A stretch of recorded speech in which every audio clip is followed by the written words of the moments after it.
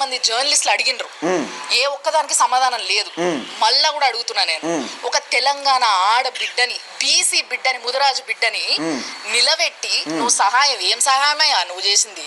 20,000 సహాయం అంటున్నావు, సరే చేసినావు సహాయం, నిలబెట్టి. ఇక చూడురా, ఈమె వీళ్ళు ఇంతమంది లైన్లో నిల్చున్నారు కదా, అక్కడ ఒక్కరికన్నా ఒక్క యూట్యూబ్ ఛానల్ దగ్గరికి పోయి ఒక్క కనీసం ఒక్కరిని సాయం చేయమని అడిగిరా?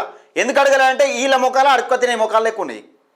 వీళ్ళ ముఖాలే ప్రజల దగ్గర అడక్క తినే ముఖాలు ఎక్కువ ఉన్నాయి కాబట్టి వీళ్ళ దగ్గరికి సాయం చేయమని పోలే.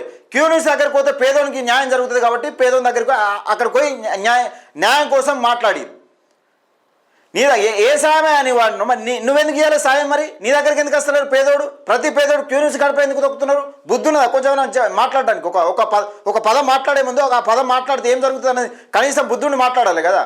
20,000 సాయం ఏం చేసినావు? 20,000 సాయం చేసినావు అంటారు. నువ్వు లక్షలు చేసినావు. మరి ఒక్కొక్క పేదోనికి కాలు చేతులు పడిపోతే 10 లక్షల దాకా ఆర్థిక సాయం చేసి ఏది ప్రభుత్వ ఖర్చులు, ఏది వైద్యానికి సంబంధించిన ఖర్చులు పెట్టుకున్నారు. చూపిస్తావా మరి? నువ్వు అట్లా చేసిన యూట్యూబ్ ఛానల్ పెట్టి అట్లా చేయించిన కొన్ని చూపిస్తావా? తలకాయ ఉందా ఏమైనా మాట్లాడడానికి? ఏం చేసినావా సాయం అంటున్నావు. ఇంతమంది యూట్యూబ్ ఛానల్ పెట్టారు, మరి మీతో ఎందుకు అవుతలేదు? మీతో ఎందుకు కాలే? యూట్యూబ్ ఛానల్ పెట్టిన వాళ్ళు ఎంతమందికి కాలే? మరి ఎంతసేపు మళ్ళీ వినబడి ఏడ్చుంటారు. ఏం సాయమే నువ్వు చేసేది సాయం అంటున్నావు? బుద్ధుందా ఏమైనా కొంచెం మాట్లాడడానికి?